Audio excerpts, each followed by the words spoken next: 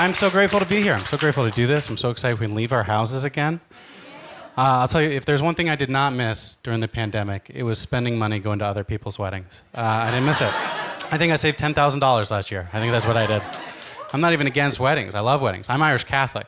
So usually a wedding just means getting all of my uncles into one place and I get to watch them wrestle with their alcoholism, like it's a sexuality. There's just so much pressure. I remember I was dating a girl for 4 years. We went to a family wedding. Whenever you've been with anyone for that long and you go to a family wedding, there's always one aunt. She will find you.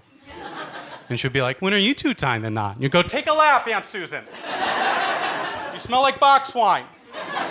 They're not serving that here. I'm not against marriage. I've never been against it. I've just always wanted to be the best version of myself going into that chapter of my life. So when my aunt brought it up, it just sent me into this very real panic attack, and I found myself alone at a reception table, breathing way too hard. And my girlfriend found me, because that's what they do. And she was like, hey, Guy, I can tell something's bothering you. And I feel like maybe we should talk about it. Like maybe I should know what that thing is. Okay. Well, I guess what you should know is the way I picture the inside of your head is just an empty shelf with a kitchen timer on it that says marriage. And that thing is just ticking. Sidebar, just so we're all on the same page, I know it's 2021, okay? It doesn't have to be a kitchen timer, just the way I see it. Okay? She's the hardest working woman I've ever met in my entire life. Started her own company, has 40 employees. She's an entrepreneur, 30 years old. I tell dick jokes for money sometimes. Doesn't have to be a kitchen timer.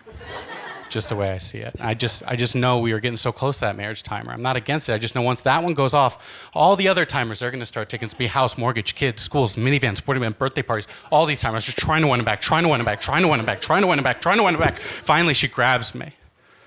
She goes, you need to calm down. There's no timers. That's not how the female brain works. We're just alone at this wedding. It feels like the first time in months I've been able to catch my breath. I'm just looking at her like.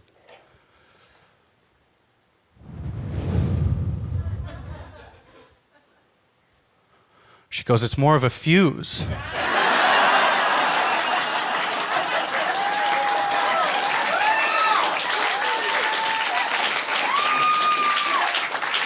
So I asked her to marry me, and she said yes. Pretty cool. Thank you. Thank you. We just celebrated our first wedding anniversary in quarantine. I loved it. I loved getting married. I loved her dress. I loved the open bar. I love learning that my wife dances like she has a past that I don't know about.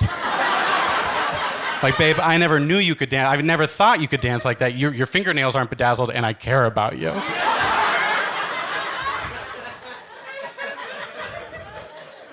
Now we're trying for kids. It's a crazy thing. Trying for kids, it's so much work. It's the first time in my entire life that I felt like a utility. This must be what our honeymoon felt like for her. Like for me, we went to Bali. For my wife, she went to a haunted house of what corner is my husband naked and like kind of hard behind.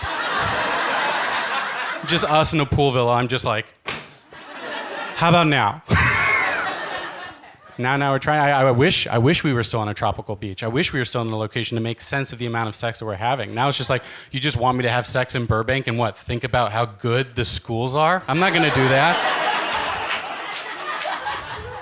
I'm trying to keep it interesting. You know, we're trying Kama Sutra right now, which is great if you want to make sex feel like putting IKEA furniture together. I'm just trying to build a family with my wife. Instead, we're just in this office like, no, the book says that piece should be in there.